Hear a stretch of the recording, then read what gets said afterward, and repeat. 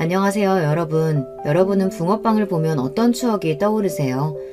제가 어릴 때부터 붕어빵은 겨울철이면 늘 주변에서 볼 수 있었고 겨울철 대표 간식으로 손꼽히곤 했는데요. 요즘은 찾아보기가 힘들다죠. 오죽하면 붕세권이라는 말이 나돌 정도로 보기 힘들어졌을까요? 저에게는 붕어빵이 좀 더 특별한 의미가 있답니다. 아빠와 추억의 상징 같은 것이죠. 겨울이면 아빠는 항상 퇴근길에 붕어빵을 사서 우리 가족에게 나눠주셨어요. 이 아빠는 어릴 때부터 이게 그렇게 먹고 싶더라. 오늘처럼 힘든 날에는 붕어빵이 생각나서 우리 아들, 딸하고 엄마하고 나눠 먹고 힘내야지. 다른 집 아빠들은 일이 힘드실 때 친구들이랑 약주하고 거나하게 취해서 집에 들어오실 텐데 우리 아빠는 참 별나셨죠. 아빠는 전기 설비공이셨어요. 아빠는 1982년부터 일을 하셨었는데 천장 전득 작업과 해머 드릴, 전선관 매립 등등 힘든 일을 해오셨어요. 특히 전기공사에서 사용되는 무거운 자재를 어깨에 메고 나르는 일을 반복하느라 아빠는 늘 어깨가 아프다고 집에서도 자주 말씀하셨어요. 어릴 때면 아빠가 어깨랑 등이 아프시다고 해서 오빠랑 같이 안마를 해드렸어요. 그러면 아빠는 우리 새끼들이 안마해주니까 하나도 안 아프네 이러면서 웃으셨죠. 사실은 계속 많이 아프셨을 텐데 말이에요. 이렇게 힘들게 돈을 벌어 저랑 오빠를 키우셨으니 효도를 해야 하는데 우리 오빠는 철이 없었습니다. 친구들하고 나가서 축구하고 지면 싸우다 오는 게 하루 일과였거든요. 하라는 공부는 안 하고 자잘하게 사고를 치니 우리 엄마 아빠의 한숨이 늘었죠. 동생인 저는 오빠가 한심해 보였어요. 그러다가 정신을 차릴 줄 알았지만 오빠는 대학도 저기 지방에 있는 지방대에 갔어요. 대학 등록금만 있으면 무늬만 대학생인 그런 곳을 뭐하러 가는지 모르겠지만요. 그래도 아들 대학 보낸다고 공부 하나도 안 하는 오빠를 위해 등록금 4년 동안 내주셨습니다. 뿐만인가요? 지방이니까 자취한다고 해서 방 월세며 식비며 다 부모님이 대주셨어요. 오빠보다는 조금 철든 저라도 열심히 공부해서 성공해야 했습니다. 저는 여중여고를 졸업했는데 거기에서도 늘 전교권 성적으로 다니다 중앙대학교 약학대에 입학했어요. 그렇게 대학교 생활을 하던 중에 우리 집에 큰일이 들이닥쳤습니다. 제가 대학교 3학년 때 아빠는 일하시던 도중 허리가 끊어지는 극심한 통증을 느끼고 쓰러지신 거예요. 회사에서 응급병원으로 옮겨졌지만 어깨 부분 파열과 추간판 탈출증이라는 허리 디스크를 진단받고 입원해서 수술을 받으셔야 했습니다. 20년이 넘는 세월 동안 반복해서 힘든 전기공사를 수행했던 아빠는 이미 몇 년 전부터 어깨와 허리의 통증이 심해져 잘 움직이지 못하셨더랬죠.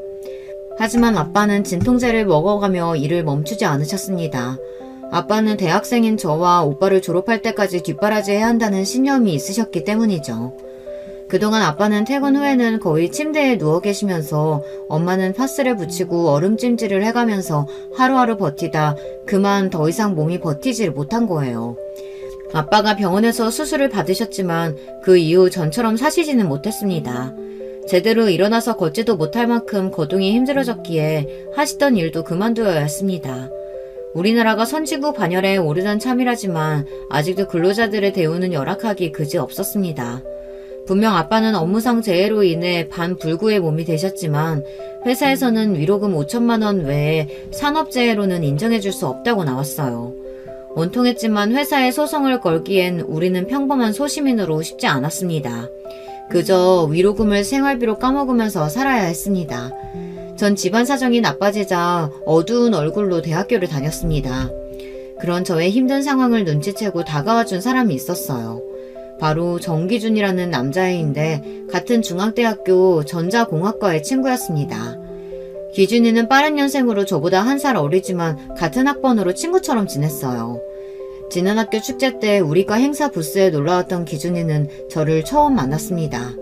그 이후부터 우리는 친구처럼 자주 보고 지냈어요. 민희야, 요즘 무슨 일 있어? 너 요즘 표정이 너무 안 좋아서 걱정된다. 친구들에게 우리 집 사정을 얘기하는 것이 부끄럽다는 마음에 애써 그 질문을 피했어요. 하지만 기준이는 어떤 눈치를 채곤 저에게 집요하게 물어봤고 전 간단하게 우리 아빠가 다친 사정을 털어놓았어요. 난 중학교 때 우리 엄마가 폐암에 걸리셔서 엄마 옆에서 간호해드린 적도 있어. 그러다가 몇 년 못 사시고 돌아가 버리셨지만 말이야. 민희네 아빠가 잘못되셨으니 걱정이 많겠다. 내가 같이 도와줄게. 나 업무 간병도 해왔던 경력자라고. 아빠 일로 상심했던 저를 기준이는 위로해주고 도와주었습니다. 기준이는 아빠의 허리에 사용할 의료 보조기구를 사러 의료기기상에 같이 가주기도 하고 아빠의 재활치료 병원을 조사해서 알려주기도 했어요. 기준이는 고작 대학생인데 이렇게 어른스럽게 절 도와주는 모습에 기준이를 향한 점차 제 마음이 이전과 달라졌습니다. 저를 오랫동안 한결같이 좋아해 주었고 우리 집 사정을 알고 친오빠보다 더 오빠처럼 든든했던 기준이가 이제 남자로서 좋아지기 시작했어요. 어느새 전 기준이의 여자친구가 되었고 대학교에서 수업 외의 시간에는 같이 밥을 먹고 도서관에서 공부를 하는 돈독한 캠퍼스 커플이 되었습니다. 둘 다 졸업 후 취직을 해야 하는 나이가 되었지만 전 약사 국가시험을 준비했고 기준이도 전자회사, 즉 삼성과 LG 같은 대기업 취직을 준비했습니다. 저는 원래 성실하고 열심히 공부하는 스타일이었어요. 대학을 다니는 내내 시험기간 전후로는 학교 도서관에 살았을 정도니 학점도 좋았어요. 하지만 기준이는 공부를 열심히 하는 학생이 되지 못했어요. 대기업을 준비한다면서 사트와 같은 각 회사별 지필고사를 준비해야 하는데 문제집은 펴보지도 않았는지 하얗기만 했습니다. 기준아, 너도 나처럼 집에서 도와주지 못하는 형편이면 우리 좋은 곳에 취직해서 돈 많이 벌어야 하잖아. 더 열심히 공부하고 취직 준비해보자. 하지만 기준이는 여전히 성실하지 못한 대학생활을 이어갔습니다. 취직 준비나 공부보다는 동아리 활동하고 술 마시고 노는 건수에만 관심이 있어 했어요. 열심히 준비한 끝에 저는 결국 약사 면허 시험에 합격해서 보건복지부 장관의 약사 면허를 취득했습니다. 그리고 대학을 졸업한 뒤에는 교수님 추천으로 대학병원 약사에 취직할 수 있었어요. 병원에 다니면서 연봉이 5천만 원 정도로 괜찮은 수입을 벌고 있었어요. 하지만 기준이는 아직 취직하지 못하고 있었어요. 자기 학점과 시험 점수로는 안 되겠던지 금세 대기업을 포기하고 정신 차리고 면접을 보러 다녔습니다. 결국 기준이가 어떤 전자회사에 취직을 했어요. 저는 기준이의 취직을 무척 축하해 주었지만 기준이는 울상이었습니다. 내가 다닐 회사가 화성시에 있어. 서울에서 출퇴근을 어떻게 하냐. 기준이는 멀리 떨어져 있는 회사에 다니느라 아침 6시 반에 나와 퇴근은 8시는 되어야 할 수 있으니 죽을 맛이었습니다. 대학교 때 놀기 좋아하던 친구가 갑자기 직장인 생활을 하려니 어려운 것이 당연하겠죠.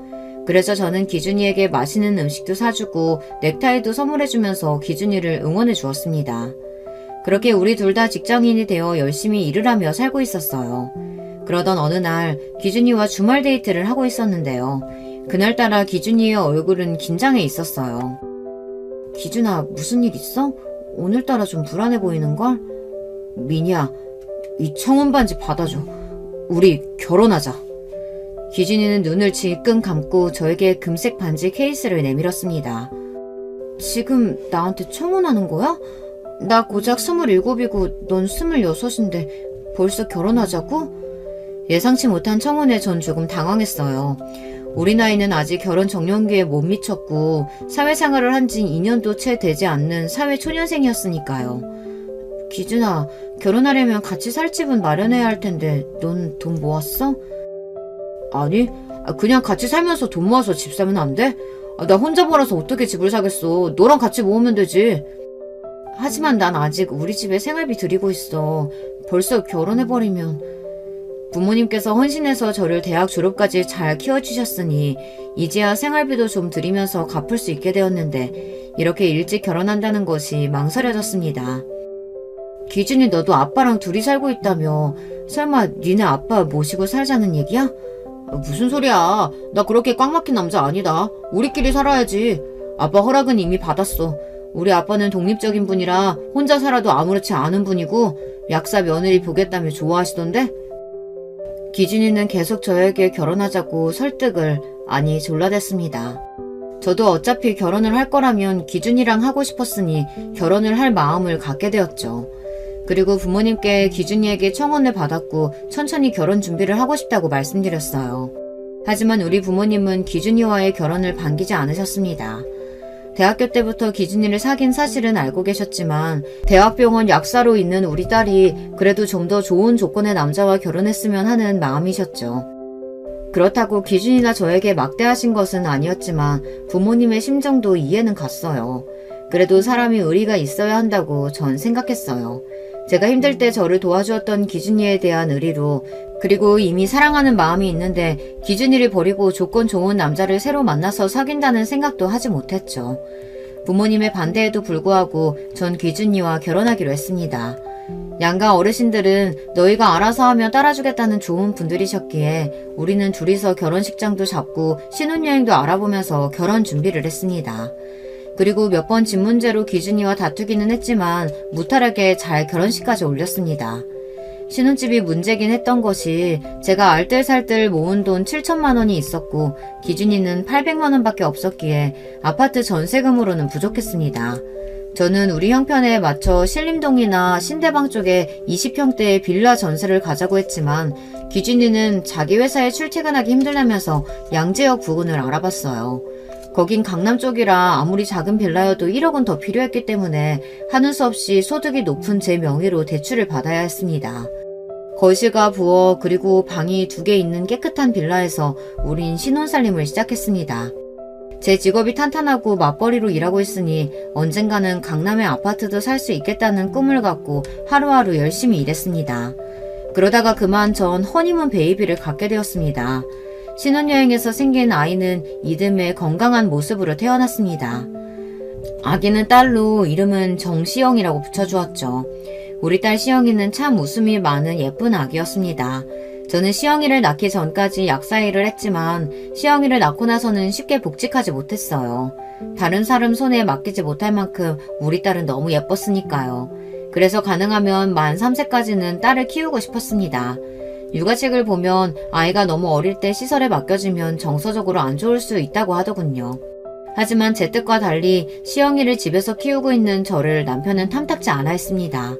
보통 가장이 되면 우리 아빠처럼 자기 몸이 부서져라 일해서 가족들을 벌어먹이는 것이 우리 한국의 남자들 아닌가요? 하지만 남편은 제가 아기를 어딘가에 맡겨두고 일해서 돈을 벌었으면 했습니다. 아니 자기처럼 능력 있는 약사가 집에서 살림이나 하고 애 보는 여자로 썩는다는 게 말이 되냐고. 난 자기가 이럴 때 그렇게 멋지더라. 우리 애기는 장모님이나 우리 아빠가 봐주시면 되지 않겠어? 자기야, 우리 엄마 몇 년째 아빠 간병하시느라 애기 볼 상황이 안 되셔. 그럼 자기네 아빠는 어때? 우리 애기 집에서 봐줄 뿐이야? 하긴 우리 아빠는 그럴 사람 아니지. 그럼 도우미 아줌마 집에 부를까? 집에 와서 애기 봐주시는 이모님들 월급이 달에 200도 넘어. 자기 월급이랑 별반 차이 없단 말이야. 아니 그런 아줌마도 월급이 왜 그렇게 세? 그럼 하는 수 없네. 아주 좋은 어린이집 알아보고 거기에 보내자. 응? 시부는 시모가 돌아가신 지 10년이 넘었지만 그동안 직접 요리해서 남편을 먹이고 키우셨을 정도로 집안일에 익숙한 분이셨어요. 하지만 퇴직하신 지 몇 년이 된 이후로는 부쩍 모임이 많이 늘으시면서 밖에 돌아다니시느라 시부댁에도 잘 안 계십니다. 이분은 제사 지내라 명절에 오래 내려와 있어라 이런 며느리로서의 도리를 요구하시는 분은 아니었어요. 다만 저에게 자주 용돈을 요구하시고 여행도 철마다 보내달라고 하는 분이셨습니다. 이런 분이 우리 딸을 집에서 키워주실 리 만무하죠. 아직 어린 딸을 제 손으로 키우고 있었지만 그러기엔 살림이 빠듯했습니다. 무리하게 받은 대출금에 이자도 있고 남편의 월급은 세금을 떼고 240 정도가 전부니까요. 상황이 이러하니 전 아이를 낳은 지 1년 만에 복직해야 했습니다. 하지만 전처럼 대학병원이 아닌 약국의 페이닥터를 하기로 했습니다.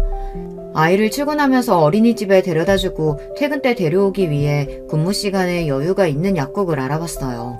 다행히 집에서 멀지 않은 곳의 약국에 페이닥터로 취직해 딸을 어린이집에 보내면서 일을 할 수 있었습니다.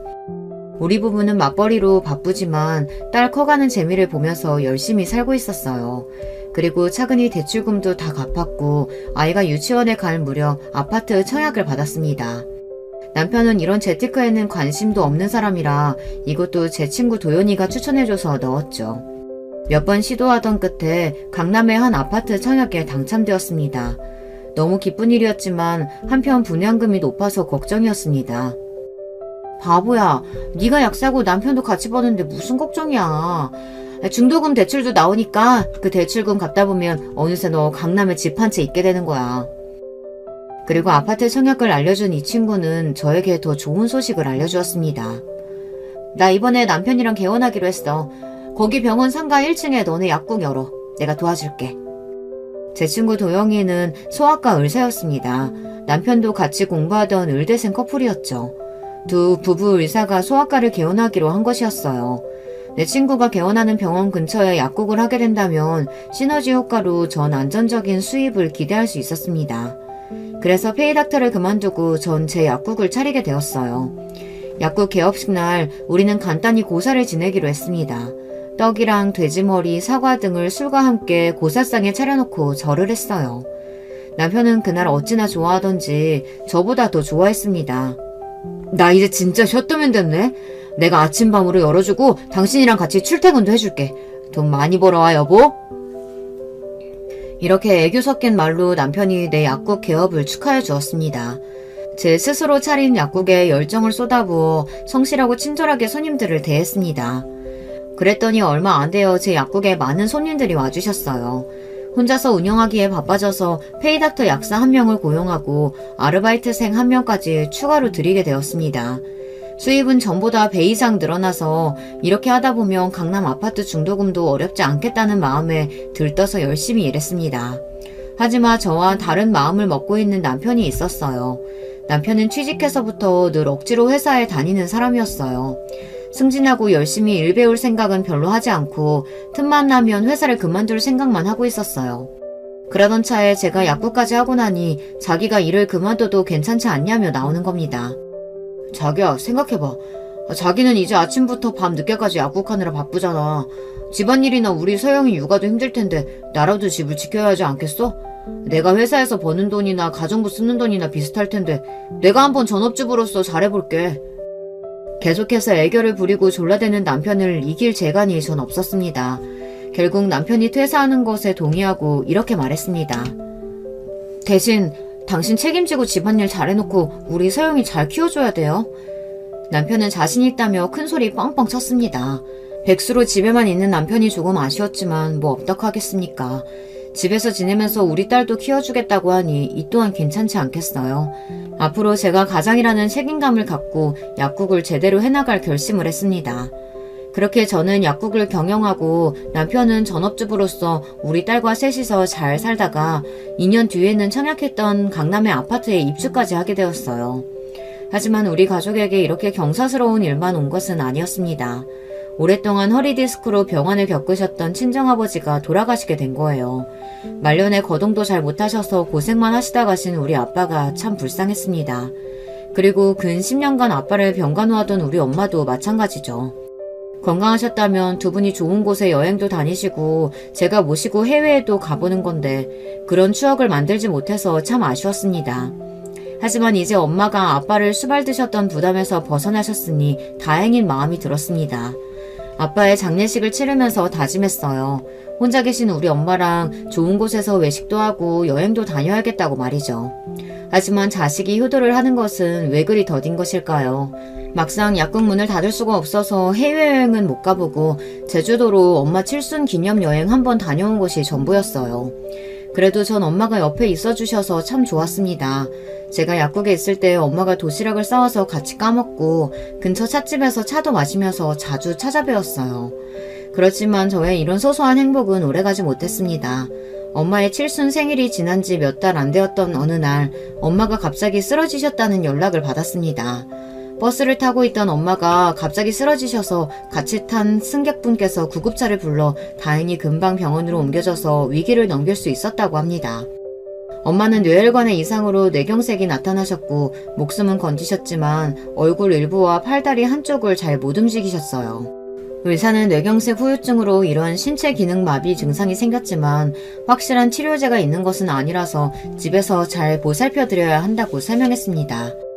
불쌍한 우리 엄마, 아빠 수발을 드시느라 고생만 하다가 아빠를 보내드리고 나서 좀 편하게 사실 줄 알았는데 1년이 지나서 이렇게 본인 몸이 상하셨으니 말입니다. 우리 엄마 인생이 너무 안쓰러워서 가슴이 찢어질 듯 아파왔어요. 엄마가 퇴원하신 뒤에 혼자 사시던 중계동 집에 보내드릴 수 없어서 전 오빠에게 이 일을 상의했습니다. 오빠는 엄마를 병원에서 뵙고 상황을 충분히 알았을 텐데도 관심 없다는 듯한 태도였습니다. 오빠, 아빠가 아프셨을 때도 우리가 제대로 자식 노릇 하지 못했잖아.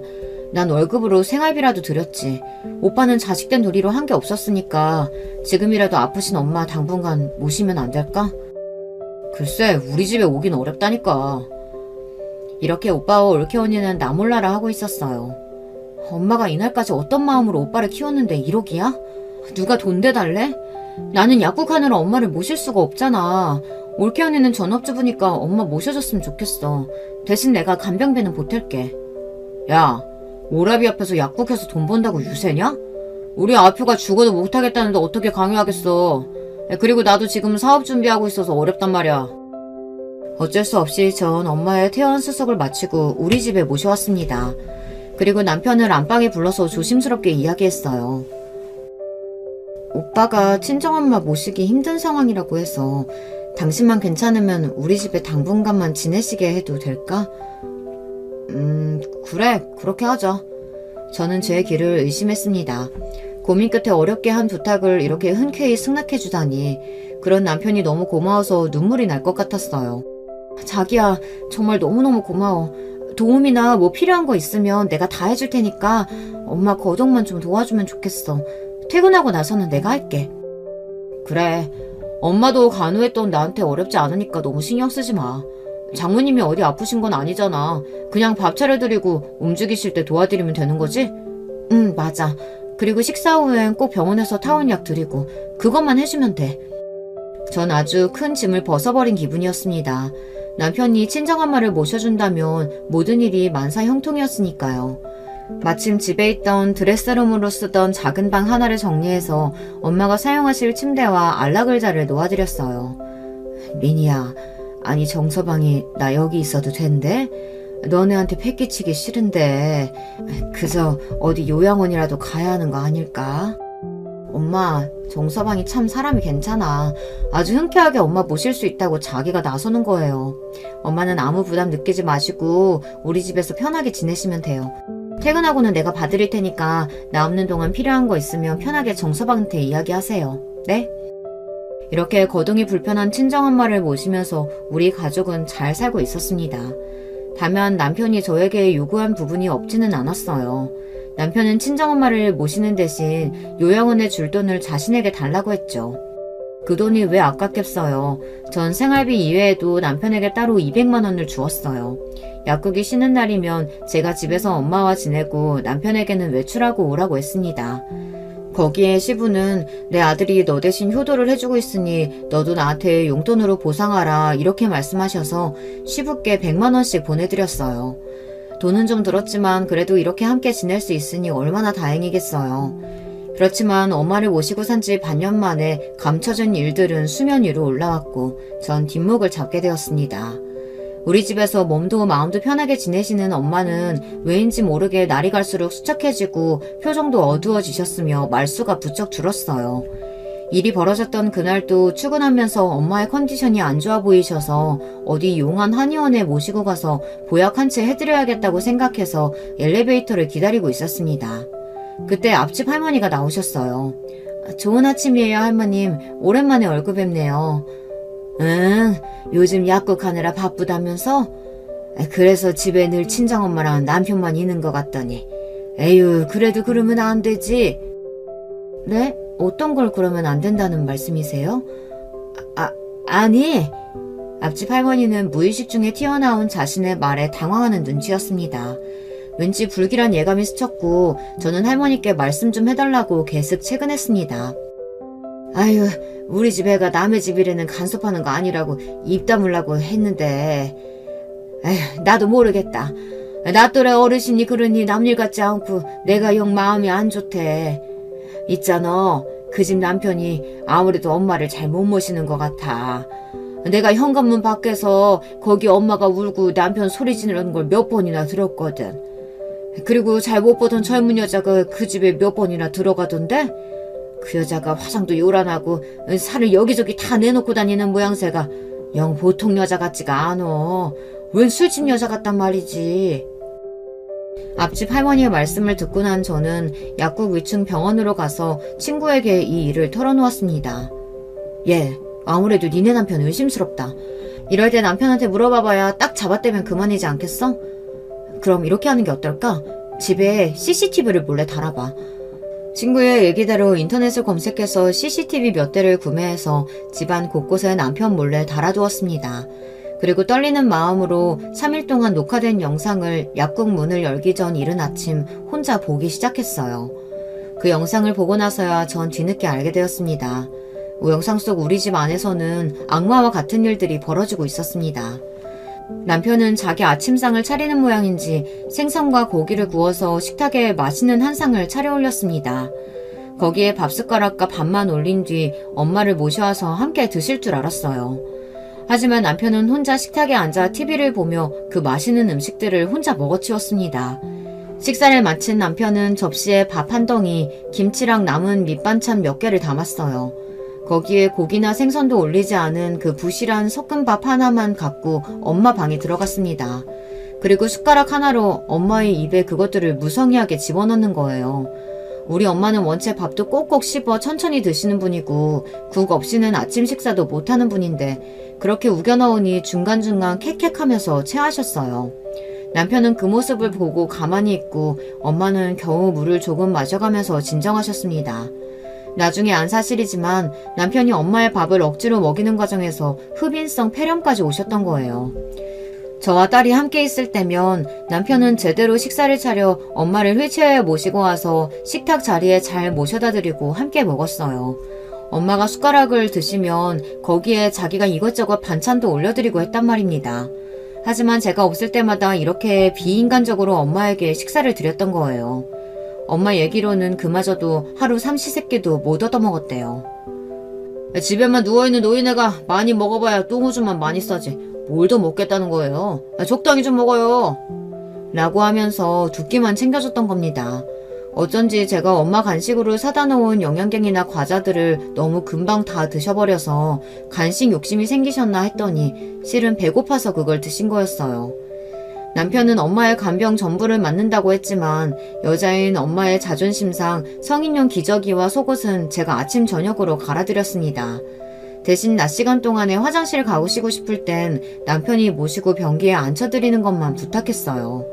하지만 영상 속에서 엄마는 안절부절 못하면서 화장실에 가고 싶어 했음에도 남편은 이 요구를 무시한 채 누워서 핸드폰만 하고 있었어요. 급기야 엄마가 참지 못하고 바지에 소변을 보고 말았는지 남편은 그런 엄마에게 막 소리를 지르고 옆에 있던 휴지각을 던져버리는 게 아니겠습니까? 엄마는 너무 창피하고 무서워서 그저 팔을 살짝씩 버둥거리는 것 밖에는 할 수가 없었고 그저 울고만 계셨습니다. 남편이 그동안 우리 친정엄마를 소홀히 모시는 차원을 넘어 괴롭히고 무시했다는 사실에 너무 놀라 한참 동안 뛰는 가슴을 진정시켜야 했습니다. 그리고 배신감과 남편에 대한 분노가 올라왔지만 일단 우리 엄마를 안전한 곳으로 모시고 가야겠다는 생각이 들었어요. 이 사실을 확인하자마자 저는 약국 문을 닫고 집으로 달려갔습니다. 오전 시간인데도 집에 남편은 없고 엄마 혼자 계셨어요. 아니, 네가 어떻게 여길... 평소라면 오지 않을 시간에 갑자기 연락도 없이 집에 온 저를 보고 엄마는 몹시 놀라셨어요. 엄마, 나 다 알고 왔어. 왜 이러고 계신 거예요? 왜 혼자서 울고 있어? 나한테 진작 말을 하지. 왜? 눈이 벌겋게 부어있으신 걸 보니 울고 계셨나 봐요. 그런 엄마 모습을 보고 전 너무 화가 나고 속상해서 엄마에게 말도 안 되게 퍼부었어요. 아니다. 그냥 정서방이랑 조금 다툰 것뿐이야.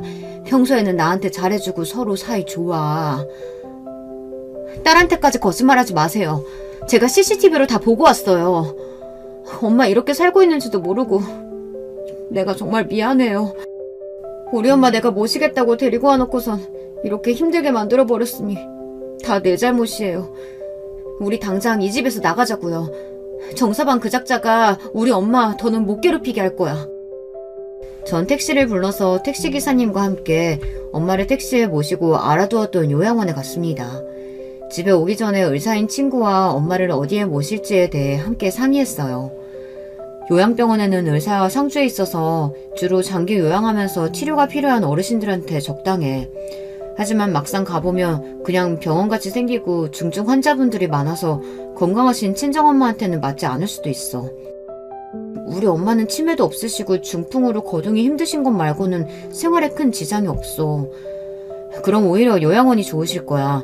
여긴 돌봄이 목적이라 치매나 뇌졸중 같은 노인성 질환으로 거동이 불편하신 어르신들이 많거든.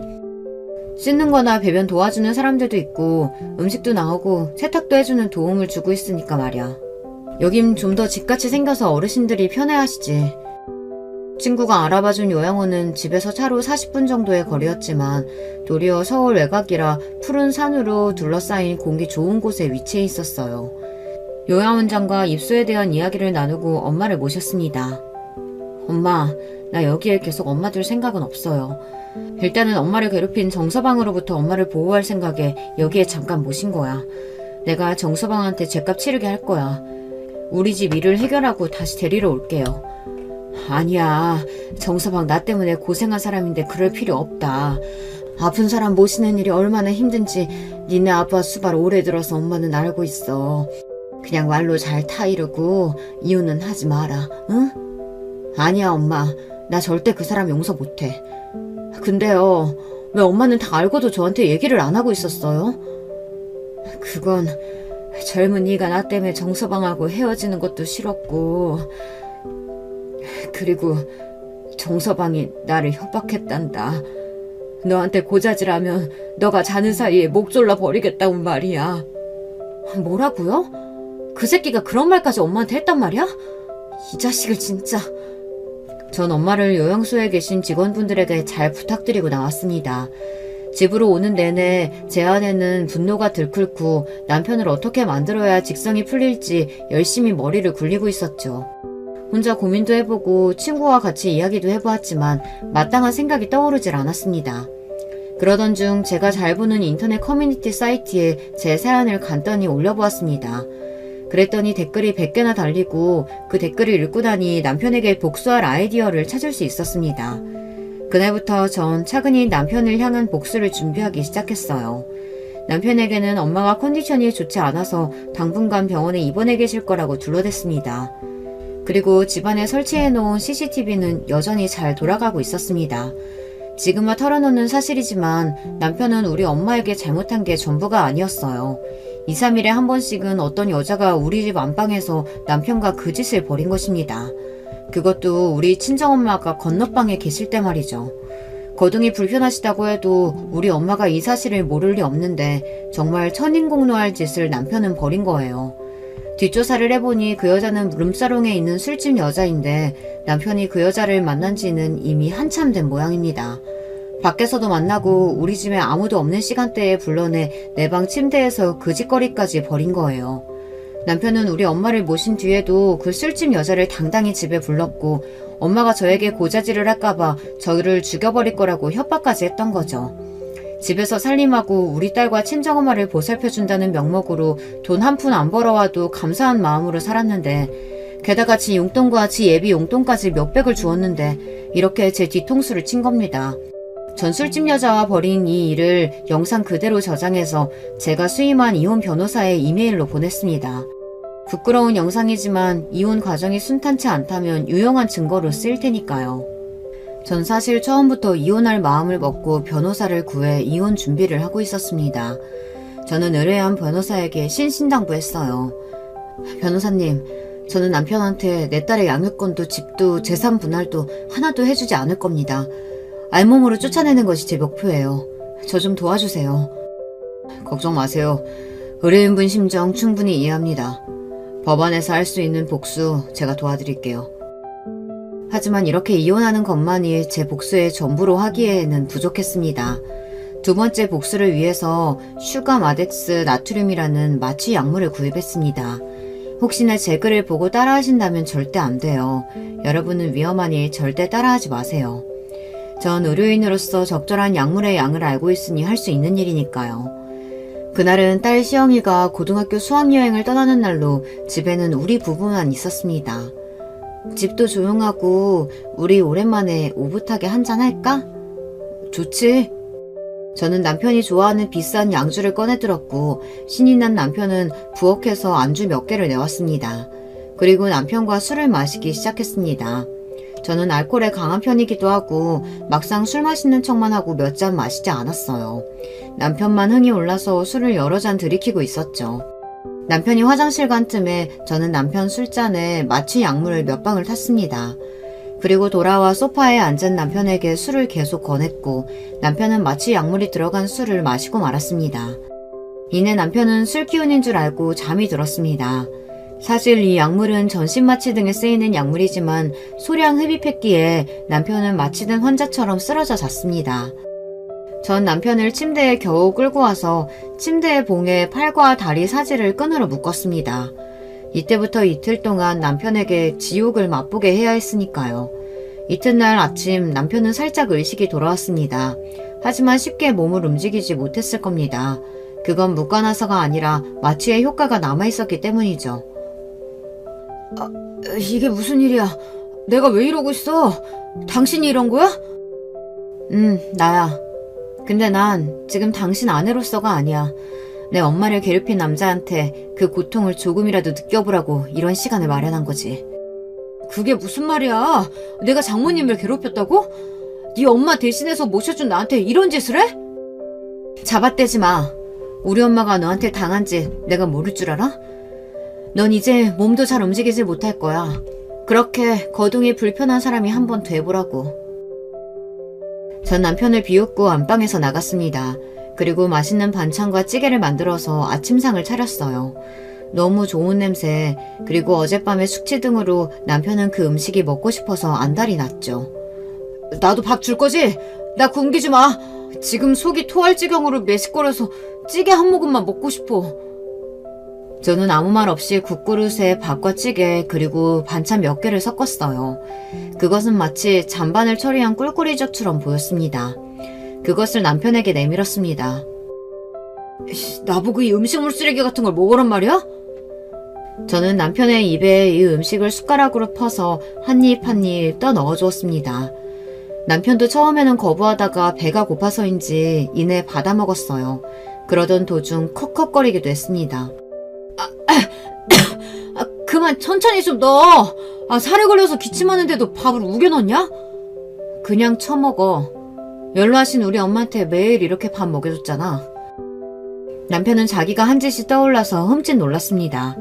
갑자기 전 이 밥도 주기 싫어져서 부엌 개수대에 남편이 먹던 것을 버려버렸습니다. 나 아직 배고파. 더 줘. 남편의 말을 무시한 채로 전 식탁에 앉아서 천천히 우아하게 아침밥을 거하게 먹었습니다. 물론 남편은 그런 제 모습을 아무 말도 못하고 바라보기만 했죠. 아침 식사 후에 남편은 계속 풀어달라며 난리였습니다. 나 좀 그만 풀어주라고. 너 이거 경찰에 신고해? 하지만 전 남편의 말이 들리지 않는다는 듯이 대꾸도 하지 않고 TV를 보며 쉬고 있었어요. 나 쌀 것 같단 말이야. 화장실 좀 가게 잠깐이라도 풀어줘봐. 계속되는 남편의 부름에도 무시했더니만 이내 남편은 조용해졌습니다. 그리고 안방 침대는 찌릿내가 진동했어요. 전 코를 막고 다 큰 남자가 이게 무슨 짓이야? 이렇게 조롱했을 뿐입니다. 남편은 그 뒤로도 풀어달라며 저에게 사정했지만 그와 같이 비인간적인 생활을 하루 더 한 뒤에야 저는 남편에게 묶였던 끈을 풀어주었습니다. 인연이 나를 이렇게 만들어? 너 이리 와. 내가 너 죽도록 패버릴 거야. 포악하게 달려드는 남편은 아마 자기 생각대로 몸이 움직이지 않았을 겁니다. 휘청이면서 남편은 바닥으로 꼬꾸라졌어요. 아직 남편의 몸에는 마취약의 효력이 남아있었던 거죠. 저는 택시를 불러서 택시기사님께 팁을 드리고 부탁을 드렸습니다. 기사님, 저희 남편이 술만 먹으면 개가 돼서 제가 한 집에서 못 살겠어요. 이 사람 여기 자기 집으로 좀 보내주시겠어요? 제가 사례금으로 10만 원 더 드릴게요. 처음 기사님은 어리둥절해했지만 몸을 잘 가누지 못한 채로 버둥거리며 욕을 하는 남편과 침대에서 나는 찌릿내를 보며 상황을 이해했다는 듯이 제 말대로 따라주셨습니다. 전 그렇게 남편을 시부에게 반품했습니다. 이렇게 제 두 번째 복수는 끝났습니다. 몸이 불편한 사람의 처지가 되어 우리 친정엄마에게 했던 일들을 고스란히 남편에게 겪게 해주고 나니 제 속이 시원하더라고요. 이런 일을 우리 엄마는 6개월 동안이나 당했는데 남편에게 오래 할 수 없었던 것이 원통했어요. 남편이 택시에 실린 채로 시부집으로 돌아가자 시부는 저에게 노발대발해서 전화를 했지만 전 그대로 전화를 끊었습니다. 남편은 며칠 뒤 원래의 근육 상태로 회복했을 거고 경찰에 저를 신고했습니다. 신고를 받고 온 경찰은 저에게 그날 일을 물었지만 전 태연히 대답했습니다. 경찰관님, 그게 말이 되나요? 그 남자는 집에서 술 퍼먹고 나가서는 며칠 동안이나 집에도 들어오지 않았다고요. 전 이렇게 잡아떼었습니다. 사실 남편의 말이 횡설수설하고 정황상 맞지 않다고 생각한 경찰은 조용히 사건을 마무리했습니다. 남편은 자기가 당한 일이 억울해서 미칠 지경이었겠죠. 그 사이 제가 청구한 이혼 소장이 시부집에 도착했고 남편은 저에게 찾아왔습니다. 이혼? 그래, 이혼하자 해. 니네 엄마한테 무슨 말을 듣고 나한테 이러는진 몰라도 난 억울해. 난 니네 엄마 간병하고 집안이란 대가로 강남 아파트 정도는 받아야 너랑 이혼해줄 거야. 이 멍청한 사람, 소장 제대로 읽어보지도 않았구나. 너 정기준이 불륜관계 및 생활비를 벌어오지 않는 등의 귀책 사유가 있어서 내가 이혼 소송을 건 거야. 재산분할? 웃기는 소리 하지 마. 당신은 결혼할 때부터 지금까지 돈도 얼마 벌어오지 못했어. 다 내가 번 돈으로 집 사고 생활비에서 먹고 산 거라고. 그나마 집에서 살림하고 엄마 간병 잘한다고 너랑 니네 아빠까지 용돈을 그렇게나 줬다. 그건 또 따로 청구할 거니까 기대해. 남편은 제 이야기에 억울하다며 펄쩍 뛰었지만 전 확실한 증거가 곧 드러날 테니 조용히 이혼이나 하라는 말을 끝으로 남편을 내보냈습니다. 남편은 제 이혼 소송에 맞고소하겠다며 변호사를 선임했고 우리는 아직도 이혼 소송 중입니다. 물론 저에게는 확실한 불륜의 증거가 있고 그간 경제적으로 제가 기여한 부분이 크기 때문에 결국은 제가 이길 것이라고 생각하죠. 하지만 제 마음이 참 허망하기만 합니다. 제 결혼 생활이 이렇게 지저분하게 끝이 날지 몰랐으니까요. 한편 일주일 만에 찾아뵌 엄마의 표정은 환해지고 얼굴 살도 오르고 아주 보기 좋았습니다. 엄마도 처음에 요양원 가는 게 좀 꺼려졌는데 웬걸? 여기서 지내니 너무 좋다. 벌써 엄마 친구들도 사귀어서 말동무도 하고 요양보호사들이랑 간호사들도 나한테 다 잘 대해줘. 밥도 잘 나와서 엄마 살찐 거 좀 봐라. 요양원에 가려면 심사기간도 걸리고 까다로워서 입소하기 어렵다고 들었어요. 우리 엄마는 그만큼 장애 등급이 높지 않았고 그 당시 급히 엄마를 모셔와야 했기 때문에 정부 지원금 없이 요양원에 꽤 큰 돈을 내야 했죠. 하지만 엄마가 이렇게 잘 지내시니 그 돈은 전혀 아깝지가 않았습니다. 약국하면서 딸도 키우고 제가 어떻게 엄마를 도와드릴 수 있을지 난감했는데 다행이었죠. 엄마, 괜히 나 듣기 편하라고 그러시는 거 아니죠? 아유, 진짜라니까. 내가 딸네 집에 간다고 하면 어르신들이 다들 말려. 괜히 가족 간에 의상하고 거기 가면 TV 보고 라디오 듣는 거 말고 노인네가 뭐 하겠냐고. 그 말이 맞다. 난 여기서 친구들과 지내는 게 더 마음이 편하고 참 좋아. 너희 아빠도 괜히 내가 집에서 병간호 했나 싶더라. 움직이기 힘들어졌을 때 바로 이런 곳에 와서 내가 자주 얼굴 들여다볼 걸 그랬어. 엄마, 고마워요. 그치만 저 자주 올게요. 다음에는 우리 시영이도 같이 올게. 좋지. 나도 우리 이쁜 시영이 보고 싶구나. 근데 혹시 정서방은 어떻게 지내니? 너한테 해코지한 건 아니지? 아휴, 우리 엄마도 참. 딸한테 해코지할까봐 그놈이 그러고 사는 동안 할 말도 못하신 거죠. 그 자식은 나한테 털끝도 건드리지 못해. 힘도 내가 더 셀걸? 당장 집에서 내쫓았고 이혼 준비하고 있어요. 난 이제 약국하면서 엄마랑 시영이만 보고 살 거야. 그게 행복해요. 이렇게 우리 친정엄마는 요양원에서 편안하고 건강하게 잘 지내고 계십니다.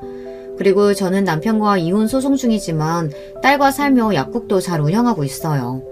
그런데 저에게 아직 고민거리가 하나 남아있습니다. 여기 제 사연을 들어주시는 여러분들께도 한번 들어봐 주세요. 전 아직 우리 딸에게 남편이 했던 극악무도한 짓들을 비밀로 하고 있습니다. 그래서 딸은 왜 엄마가 갑자기 아빠를 자기도 없는 사이에 내쫓았고 할머니도 요양원에 모셨던 건지 그 사정을 전혀 이해하지 못하고 있어요. 감수성이 어린 사춘기 나이의 딸에게 이런 일은 참 이해하기 어려운 일이겠죠. 그래서 아빠를 용서하고 다시 합치기를 바라는 딸에게 전 어떻게 어디까지 설명해야 좋을지 모르겠습니다.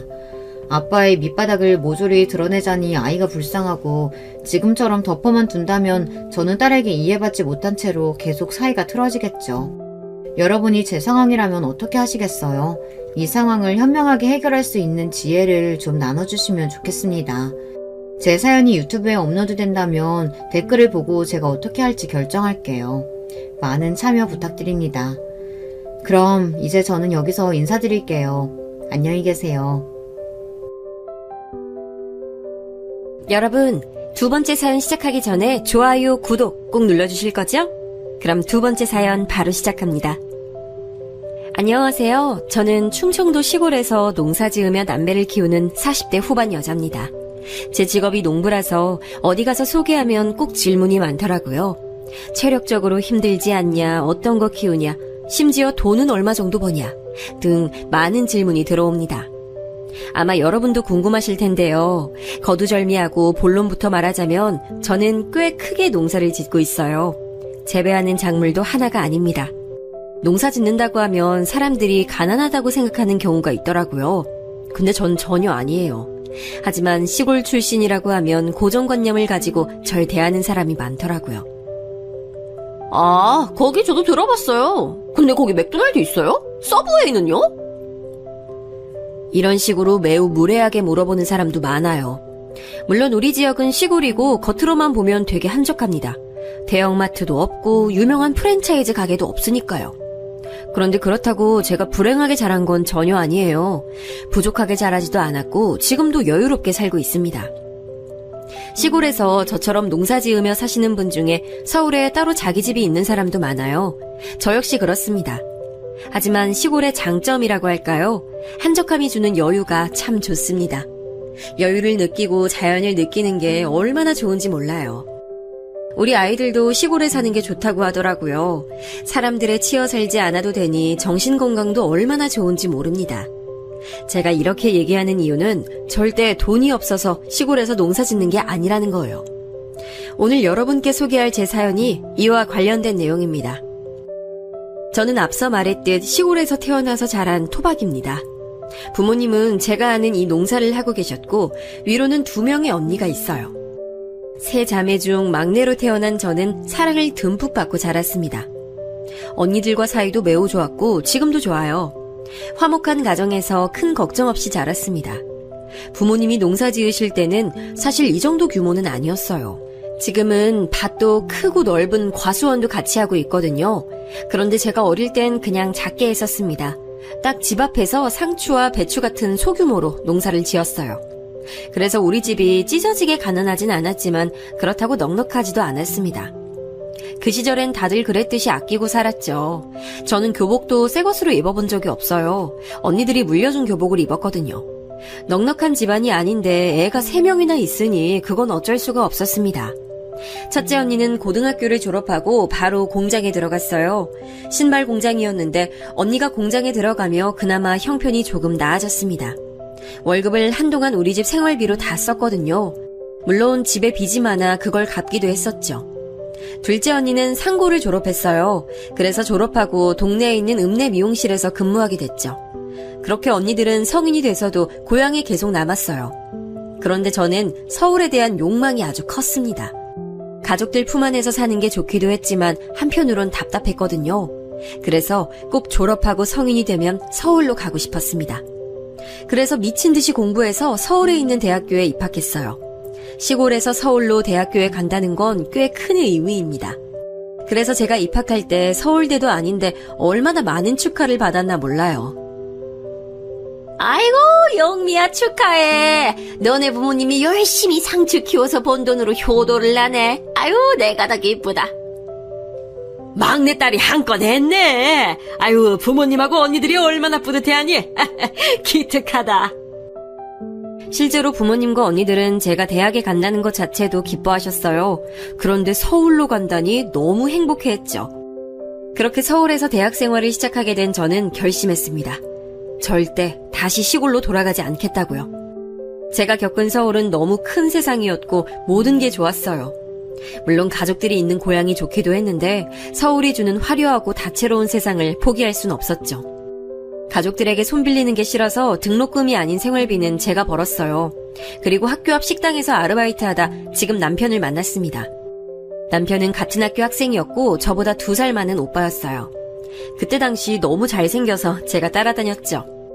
보통의 연인들처럼 싸우기도 많이 싸우고 좋을 땐 이것보다 좋을 수가 없었습니다. 둘 다 졸업하고 서울에 있는 회사에 나란히 들어갔어요. 직장도 자리 잡고 사귄 기간도 늘어나니 자연스럽게 결혼 얘기가 나왔습니다. 그러면서 남편의 집안 사정을 그때 자세히 알게 됐어요. 사실 듣고 저는 되게 놀랐는데 남편은 무려 사형제 중 막내였습니다. 물론 연애하면서 서로 가족 얘기도 하니까 어느 정도는 눈치챘는데 형이 3명이나 있을 줄은 전혀 몰랐어요. 항상 남편은 저에게 그냥 형이라고 지칭하는 경우가 많았거든요. 그런데 이것보다 더 놀랐던 건 바로 남편은 어머니가 안 계셨습니다. 평소에 가족 얘기를 꺼리던 이유가 이거였어요.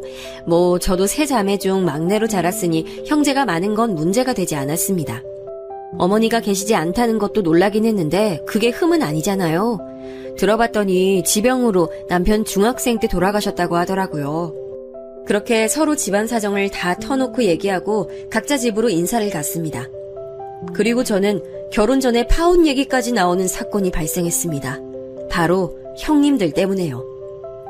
남편이 먼저 우리 집에 인사를 왔었는데 사실 우리 집은 남편을 굉장히 반겼어요. 첫째 언니와 둘째 언니는 이미 결혼한 상태였는데 형부들이 사실 그다지 좋은 성격과 외모를 가지고 있진 않았거든요.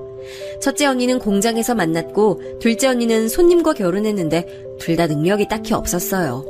그런 형부들을 보다 멀쩡하게 서울에서 직장을 다니는 사위가 온다니 부모님은 버선발로 맞이하셨죠.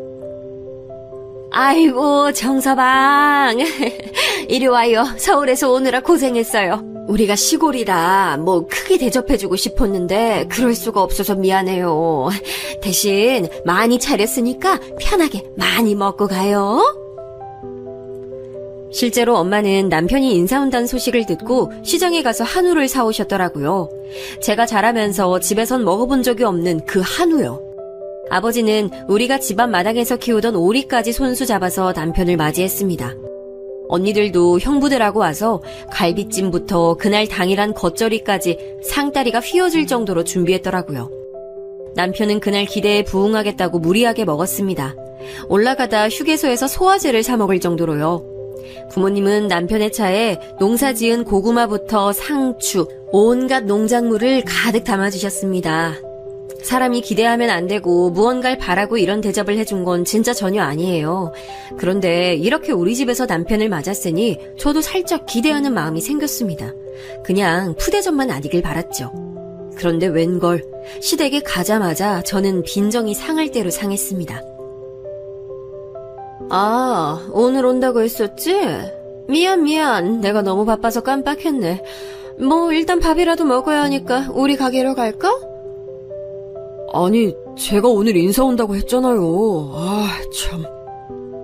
까먹을 수도 있지 뭘 그렇게 정색해. 재수씨, 어서 와요. 일단 우리 가게로 갑시다. 저는 시댁에 인사 간다고 백화점에서 옷까지 사입고 고급 한우와 과일 세트를 사서 갔거든요. 꽃다발과 와인도 챙겨서 떨리는 마음으로 갔는데 저한테 돌아오는 건 푸대접이었습니다. 첫째 아주버님과 형님은 고깃집을 하고 계셨는데 제가 오는 것을 까먹었다고 하더라고요. 그러면서 저를 본인들 가게로 데려갔어요. 그래, 얘기 이미 들어서 알겠지만 우리 집에 시어머니가 안 계셔. 오히려 동서는 좋을 거야. 다들 모난 성격이 있는 것도 아니고 시집살이 당할 일은 없잖아? 아버지도 병원에 계셔서 사실 우리 집안의 실질적인 가장은 우리야. 그냥 우리 부부를 시부모라 생각하면 돼. 오히려 좋을 거야. 우리가 이렇게 보여도 참 돈도 잘 벌고 능력이 있거든. 이 가게뿐만이 아니고 저기 골목 뒤에 또 가게가 있어. 행제한 거지. 진영이가 순하고 착하니까 결혼해서 살기엔 딱이지. 우린 명절엔 꼭 모이니까 그건 명심하고 가족들이 사이가 좋아서 행사가 많아. 첫째 아주버님과 형님은 저한테 대뜸 반말로 자기 자랑을 하기 시작했어요. 뭐라 대답해야 할지 몰라 가만히 있었습니다. 남편만 중간에서 어쩔 줄 몰라 했죠. 본인들 가게가 얼마나 잘 되는지부터 자식들의 학교 성적까지 온갖 자랑을 들었습니다. 사실 그 자리에서 제가 존중받는다는 기분은 들지 않았어요. 그래서 다른 형제들은 보지도 못했지만 현실적으로 결혼이 망설여졌습니다. 그런데 이걸 부모님께 전달하자니 너무 속상해하실 것 같았어요. 그래서 언니들한테만 말했습니다. 언니들은 당연히 제 편이었죠. 아니, 우리는 마당에서 오리까지 잡아서 대접했더니 이게 뭐야? 아니, 이건 우리 집안 무시하는 거잖아. 지금 시골 출신이라고 무시하는 거야? 뭐야? 나 너무 기분 나빠. 이대로는 결혼 못 시켜. 제부한테도 실망이야. 진영씨도 몰랐대. 계속 몇 주 전부터 내가 온다고 했는데 그걸 까먹은 것 같더라. 시아버지가 병원에 계신다는 것도 몰랐어. 제가 인사를 다녀온 후 결혼 얘기가 나오면 침묵하자 남편은 눈에 띄게 당황했어요. 그러면서 저를 설득하기 시작했습니다. 나도 우리 큰형이랑 형수님이 왜 그랬는지 모르겠어. 그런데 워낙 바쁜 사람들이라 자기가 이해해주면 안 될까? 내가 앞으로 서운할 일 전혀 없게 할게. 남편은 계속 저를 설득했고 저는 그럼 상견례까지는 해야지 고민했습니다. 그리고 나머지 형제들도 만났는데 아니나 다를까 그 자리에서 우리 고향에 대해 언급하기 시작했어요. 아, 거기 들어본 것 같다. 그럼 부모님은 농사 지으시는 건가? 네, 농사 지으면서 사세요. 저 어릴 때부터 집 앞 밭에서 농사 지으셨어요. 요즘에도 농사 짓는 분들이 계시는구나. 교과서에서만 봐서 몰랐어요. 아니, 형수님들 왜 그러세요? 농사가 뭐 어때서 그래요? 아유, 도련님 결혼하려고 애쓴다. 진짜 귀엽다, 귀여워. 그래, 다들 그만하자.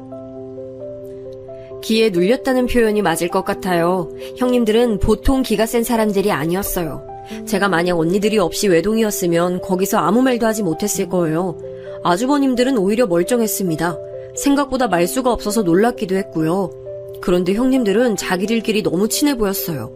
서로 형님, 동서하며 지내는데 마치 자매처럼 친하더라고요. 순간 내가 결혼하면 저 사이에 제대로 낄 수 있을까 생각하기도 했죠. 살면서 고향에 관한 질문은 수도 없이 들었기 때문에 기분이 많이 상하진 않았습니다. 다만 상견례 자리에서 저러면 곤란하다고 남편에게 말했어요. 그리고 상견례 날이 됐습니다. 시아버지가 병원에 누워 계셔서 현실적으로 나오실 수가 없었어요. 제가 남편과 따로 시아버지를 보러 갔을 때도 시아버지는 눈만 간신히 뜨고 계셨습니다. 남편이 많이 늦둥이이기도 해서 시아버지는 이미 연세가 많으셨죠. 상견례 자리에서는 생각보다 조용하게 넘어갔어요. 문제는 결혼식 혼주 문제였습니다. 집안에 대신 앉을 어른이 계시지 않았거든요. 그래서 결국 첫째 형님과 첫째 아주버님이 혼주석에 앉게 되셨어요. 시아버지는 거동이 불편하셔서 도저히 병원에서 나오실 수가 없으셨죠. 그런데 저는 시어머니가 마치 3명이 있는 기분이 들었습니다. 형님들은 생각보다 우리 결혼식에 관심이 많았어요. 아니, 결혼식뿐만 아니고 우리 부부에게 지나친 관심을 보였습니다. 남편이 늦둥이라 오히려 조카들과 나이대가 비슷했거든요. 문제는 제가 혼주 한복을 고르러 가서 발생했어요. 큰형님은 자꾸 신부 어머니가 통상적으로 입는 색을 골랐습니다. 누가 봐도 신부 어머니 색상인 분홍색인데 자꾸 본인도 분홍색을 고집했어요. 동서, 나 이 색이 너무 예쁘고 잘 어울린다. 그치? 나 이 색으로 할게. 그런데 저희 엄마가 이미 언니들 결혼할 때 한복을 구입하셨는데 그 색이 분홍색이에요. 겹칠 것 같은데. 겹치면 뭐 어때? 똑같이 예쁜 색 입으면 좋지. 아유, 요즘 아무리 깨어있다 해도 혼주 한복은 맞추는 게 좋아요. 분홍색은 신부 측인데. 난 우리 딸 결혼할 때 상대 엄마가 분홍색 입어도 아무렇지 않을 것 같은데. 아닌가? 시골이라 아무래도 좀 이런 거 예민하시려나? 동서, 어떻게 생각해? 시골이라 예민한 문제는 아니라고 생각해요.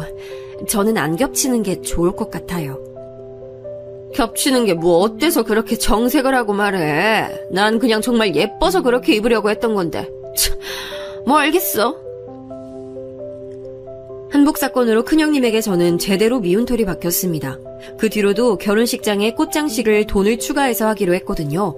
그런데 그것도 돈을 너무 많이 쓴다고 사치 부린다고 남편에게 말했다고 하더라고요. 형수님이 저렇게 나한테 관심이 있진 않았는데 이상하다. 결혼한다고 하니까 갑자기 저러네. 평소엔 오히려 나 소외당해서 슬펐던 기억이 더 큰데. 아니야, 괜히 텃세 부리는 것 같아. 속상해도 넘겨야지. 어차피 당신 낳은 어머니도 아닌데.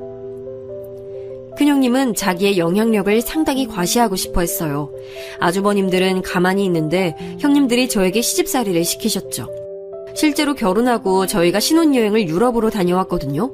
갔다 오며 선물을 사와서 시댁에서 같이 드렸는데 형님들 반응이 별로 좋지 않았습니다. 막내 동서 어려서 센스가 좀 있을 줄 알았는데 아니네. 난 더 비싼 거 기대했는데. 친정도 제가 막내라 챙길 식구가 많아서 그랬어요. 죄송해요. 아유, 뭐가 죄송해요. 이렇게 사온 거 자체가 대단한데. 아니, 너무 그러지 마, 다들. 요즘 애들은 다를 줄 알았지. 난 신혼여행 제주도로 다녀왔는데도 면세점에서 비싼 거 사왔었어. 당신 기억나? 우리가 첫째라 아버지가 기대가 많으셨지. 그때 면세점에서 완전 비싼 술 샀던 거 기억나네. 그러니까 그땐 이거에 거의 몇 배였지? 한 10배는 됐을 거야. 다음에 선물할 일 있으면 비싼 걸로 사드릴게요. 아니, 다들 우리한테 왜 그래요? 그래도 선물 사온 성의가 있지. 아이, 그래. 그만하고 밥이나 먹자. 형님들이 비꼬면 아주버님들이 오히려 막아줬죠. 저는 형님들이 저한테 이러는 이유를 정확히 알지 못했어요. 아마 텃세와 기싸움이었겠죠.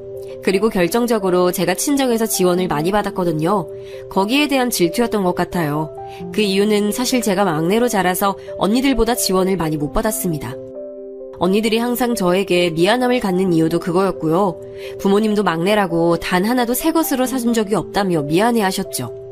그래서 결혼이니까 많이 지원해주고 싶다고 하셨어요. 평생을 모은 돈으로 서울에 있는 신혼집도 마련해 주셨습니다. 남편과 제가 모은 돈으로는 사실 부족했어요. 그런데 우리 친정에서 도움을 주니 서울의 직장과 가깝게 아파트를 얻을 수 있었습니다. 반면 형님들은 죄다 경기도에 살았거든요. 경기도에서도 외곽이라 교통편도 불편했고 집 상태도 좋지 않았어요. 본인들은 가난하게 시작했는데 저는 서울에서 신혼을 시작하니 안 입고웠던 것 같습니다. 형님들은 상당히 유치하게 저를 따돌렸어요. 명절이면 다 같이 큰 집으로 가서 차례를 드렸습니다. 제가 사실 생선 알레르기가 있거든요. 알레르기가 있기도 하고 생선 자체를 그래서 싫어하기도 해요. 그 사실을 남편이 시댁 식구들 앞에서 말해서 다들 아는 사실이었죠. 그런데 제가 명절에 가면 자꾸 제 앞에 생선을 놓더라고요. 동태전부터 고등어구이, 갈치조림 등 생선 요리가 그렇게 많이 식탁에 있는 것도 신기했어요. 제가 먹기 싫어서 안 먹겠다고 하면 대놓고 기분 상한 게 보이기도 했죠. 아, 재수씨 먹을 게 없나? 갈비찜이라도 가져다 줘. 초등학생인 우리 애들도 다 생선 먹어. 편식이 좋은 습관도 전혀 아닌데. 동서, 고칠 생각은 없어? 저는 단순히 편식을 떠나서 알레르기예요. 먹으면 응급실에 가야 돼서 먹진 못해요. 아까 저희가 갈비찜에서 가져왔는데 그거 어딨어요? 그거라도 먹을게요. 어딨는지만 알려주세요. 제가 들고 올게요. 그거는 내일 차례 지내고 먹으려고 했는데 저기 베란다에 놔뒀는데 아우, 꼭 이렇게 먹다가 일어나게 시키네. 눈치가 보여 제대로 밥을 먹을 수가 없더라고요.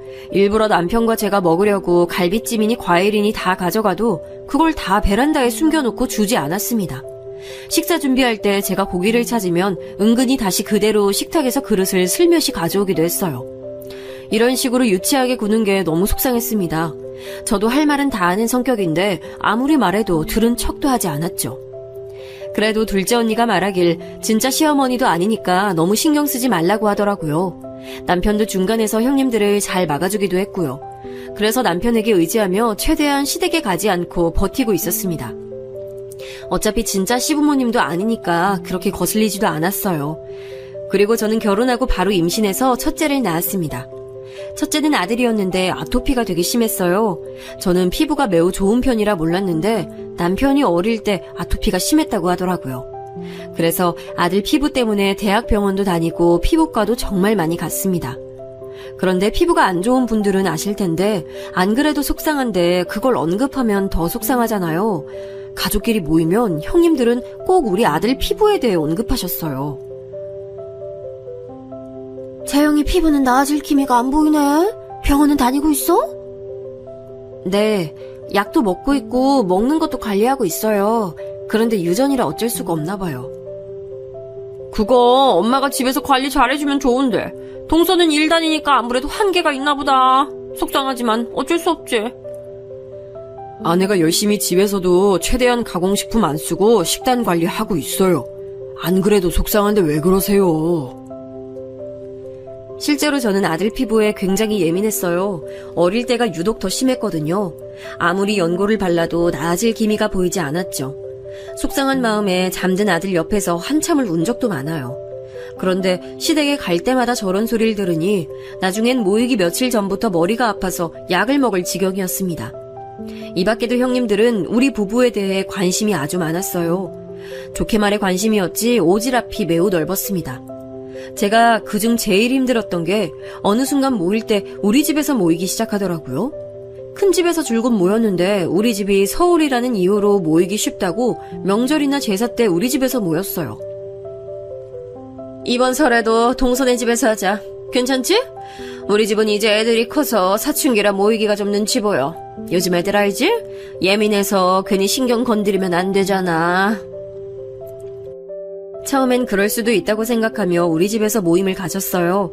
그런데 부부들만 모이는 게 아니고 조카들도 같이 모이니 한번 우리 집에 왔다 가면 집안이 온통 쓰레기장이었습니다. 사람이 많으니 정신이 하나도 없더라고요. 그리고 무엇보다 셋째 형님의 아이들이 우리 아들하고 나이대가 되게 비슷했어요. 같이 놀면서 아들을 괴롭히고 따돌리는 것도 심했습니다. 제일 결정적으로 아토피에는 과자가 진짜 최악이에요. 그런데 시조카들은 우리 집에 올 때마다 과자를 한가득 가져왔어요. 당연히 우리 아들은 먹고 싶어 했는데 먹을 수가 없으니 울기도 많이 울었습니다. 나도 과자 먹고 싶어. 나만 못 먹어. 재영아, 저거 먹으면 재영이 피부 여기서 더 아파. 그러면 안 되잖아. 과자 먹으면 병원 더 자주 가야 돼. 그러니까 참자, 응? 아, 이거 진짜 맛있는데. 완전 맛있는데. 하나만 줄까? 하나 더 먹으면 안 되나? 장서가 저기로 가서 먹어. 재영이는 과자 먹으면 안 돼. 우리 집에 올 때는 과자 금지야. 알겠지? 우리 엄마가 먹어도 된다고 했는데요? 억울해. 급기야 시조카는 눈물을 보이기도 했죠. 그 모습에 달려온 형님은 괜히 저에게 눈치를 주기도 했어요. 아니, 왜 동서는 애를 울려? 그냥 좋게 말하면 되잖아. 재영이 아토피가 우리 아들이 생기게 한 것도 아닌데. 집에 일부러 과자를 놔두지 않아서요. 아이니까 당연히 보면 먹고 싶죠. 그냥 이해를 해달라는 거였어요. 이런 식으로 사소하게 부딪히는 게 정말 많았습니다. 시어머니가 계시지 않아 시집살이는 문제는 전혀 없겠다고 생각했는데 아니었어요. 그렇게 스트레스를 받는 와중에 시아버지가 병상에 계시다 돌아가셨어요. 워낙 병원에 오래 계시기도 하셨고 지병이 있으셔서 예상한 죽음이었습니다. 그렇게 갑작스러운 소식은 아니었어요. 저는 시아버지와 유대감이 딱히 없어서 슬픈 마음이 크진 않았습니다. 제가 냉정한 게 아니고 진짜 저는 시아버지가 말씀하시는 것도 제대로 들은 적이 없어요. 당연히 남편 아빠고 어른이 돌아가신 거니까 속상하고 슬픈 마음은 있었죠. 하지만 그렇다고 제가 장례식장에서 엉엉 눈물이 나진 않았습니다. 그런데 형님들은 누가 보면 자기 본인 아버지가 돌아가신 것처럼 울었어요. 아주버님들보다 눈물을 많이 흘리는 모습을 보며 의아했는데 장례식이 끝나고 그 이유를 알게 됐습니다. 바로 시아버지가 돌아가시며 남기신 재산이 있었어요. 그 재산 분배를 두고 알게 모르게 눈치 싸움이 시작됐습니다. 그런데 저는 거기에 별로 끼고 싶지 않더라고요. 안 그래도 형님들을 생각하면 머리가 지끈거리고 편두통이 있었거든요. 그래서 남편에게 말해서 우리는 재산 분할에서 빠지겠다고 했죠. 막내 동서는 집에 돈이 많은가? 재산 정말 한두 푼도 안 받을 거야? 저희는 그냥 있는 것에 고마워하며 살게요. 진짜 괜찮아요. 시골 출신이라 무소유로 사는 건가? 그렇게 시아버지의 재산을 남편의 세 형들이 나누어 가졌습니다. 그러면서 경기도 외곽에 살던 형님들은 서울로 다 들어가게 됐어요. 원래 살던 집에 유산을 합쳐 서울로 들어오게 된 거죠. 그러다 보니 저는 더 괴롭게 됐습니다. 저는 앞서 말했듯 일하는 직장인이었어요. 그런데 큰형님을 제외한 2명의 형님들은 주부였어요. 그러니 남는 게 시간이었죠. 저는 주말에 쉬고 싶은데 뻑하면 연락이 왔어요. 동서, 우리 근교로 놀러가자. 동서 운전할 줄 알지? 우리는 못하니까 동서가 운전 대신해줬으면 좋겠어. 형님, 저 주중에 일해서 피곤해요. 혹시 다음 주에 가도 될까요? 제가 이번 주는 야근을 너무 많이 해서 힘들어요. 동서, 우리가 시부모님이 안 계시니까 형제들끼리 친하게 지내려고 그러는 거야. 이게 다 동서를 위해서 그러는 건데 속상하다. 우리끼리 친하게 지내면 좋잖아? 형님들은 가족 간의 화합을 굉장히 중요하게 생각했어요. 그도 그럴 것이 모이면 자기들끼린 편했거든요. 이미 친한 사이였고 또 아이들을 데리고 만나면 상대적으로 제일 젊은 제가 전담해서 돌봤습니다. 저라도 이런 관계였으면 모이려고 했을 것 같아요. 이렇게 제가 점점 스트레스를 받고 있을 때 마침 친정에서 연락이 왔어요. 부모님이 주말에 내려올 수 있냐고 하더라고요. 그래서 남편과 부모님을 뵈러 갔더니 부모님이 뜻밖의 말을 꺼내셨습니다. 그래서 우린 이제 여기서 벗어나서 제주도로 가려고. 근데 너희 언니들은 농사 짓는 게 싫대. 혹시 생각 있니? 너희야말로 서울에서 자리 잡고 사니까 생각이 없을 수도 있지만. 갑자기 농사 짓는 건 어려울 것 같은데. 그래도 생각은 해볼게요. 제가 살던 고향은 아빠가 태어난 곳이었습니다. 엄마는 고향이 제주도였어요. 그런데 이제 나이가 드셔서 농사를 짓는 것이 더는 무리라고 판단하셨대요. 그러면서 엄마의 고향인 제주도로 떠날 예정이라고 하셨죠. 제주도에서 노년을 보내겠다고 선언하셨습니다. 다행히 두 분 다 건강엔 이상이 전혀 없었어요. 그래서 여유롭게 살기 위해 떠난다고 하셨죠. 그 점은 저도 너무나도 응원했어요. 그런데 언니들은 농사 짓는 것이 싫다고 거절했다고 하더라고요. 처음엔 저도 저 제안을 듣고 수락하지 않으려고 했습니다. 잘 다니던 직장도 있었고 서울살이가 좋았거든요. 그런데 시간이 지나며 형님들이 서울로 와서 저를 괴롭게 만드는 게 늘어났어요. 심지어 우리 집에 시조카드를 맡기고 본인들은 놀러 다니기도 했죠. 동서 미안해. 잘 부탁해. 애아빠가 오랜만에 쉬는 거라 모처럼 우리 둘이 놀러 갔다 오려고. 우리 애들 말썽 안 피우는 거 알지? 형수님, 그래도 이렇게 갑작스럽게 이러시면 다음부턴 이러지 말아주세요. 걱정 마요. 서방님 결혼하더니 아내밖에 모르네. 저도 주말이 유일하게 쉬는 날인데 아이들 먹는 건 아무거나 먹여도 되죠? 대충 라면 먹여. 고마워. 라면은 우리 집에 애초에 없는 음식이었어요. 아들이 아토피가 매우 심해서 밀가루 음식을 먹게 하지 않았거든요. 그런데 이런 식으로 시조카드를 우리 집에 맡기고 가면 아들은 자꾸 가공식품에 노출됐습니다. 애들끼리 놀러 나갔다가 음식을 잘못 먹어서 피부가 뒤집히는 날도 적지 않았어요. 그래서 제 정신적 고통도 고통이지만 아들을 위해 시골살이를 결심했습니다. 남편은 다행히 재택근무가 가능한 직종이었어요. 그래서 시골에 가서도 계속 일할 수가 있었습니다. 정말 다행이었죠. 반면 제 직장은 재택이 불가능한 구조라 저는 직장도 그만뒀어요. 하지만 아들의 피부 문제가 갈수록 심해져서 시골로 내려갔습니다. 실제로 매연과 안 좋은 공기가 가득한 서울이 아닌 사방에 높은 건물이 없는 시골에 가니 아들의 피부가 눈에 띄게 좋아졌어요. 밀가루 음식이 아닌 직접 재배한 유기농 채소들을 먹었거든요. 대학병원에서 받은 약보다 훨씬 효과가 좋았습니다.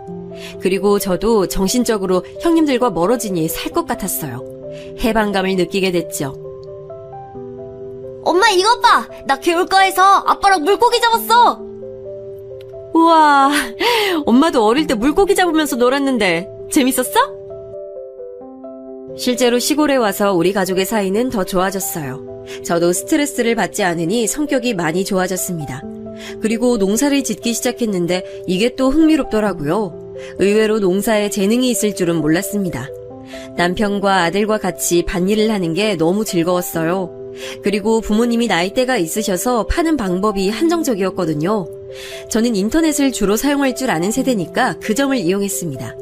재배하는 방법도 다양하게 시도했더니 생각보다 농사도 잘 됐어요. 그러면서 인터넷을 통해 농사 지은 것을 팔기 시작했습니다. 처음부터 잘 된 건 아니었는데 입소문이 났어요. 여러분 혹시 유행했던 샤인머스켓 들어보셨나요? 남편과 저는 초창기에 이 분야로 뛰어들었어요. 그리고 어마어마한 돈을 가지게 되었습니다. 물론 그 과정에서 밤에 잠도 제대로 잘 수가 없었어요. 제대로 결과물이 나오지 않으면 속상해서 잘 수가 없었죠. 사업이 성공하면서 남편은 재택으로 일하던 회사도 그만두게 됐습니다. 너무 바빠서 우리 둘은 시댁 행사에도 참여하지 못할 정도였어요. 아니, 시골 내려가더니 아예 연락을 끄는 거야? 아무리 그래도 얼굴은 비춰야 얘의지.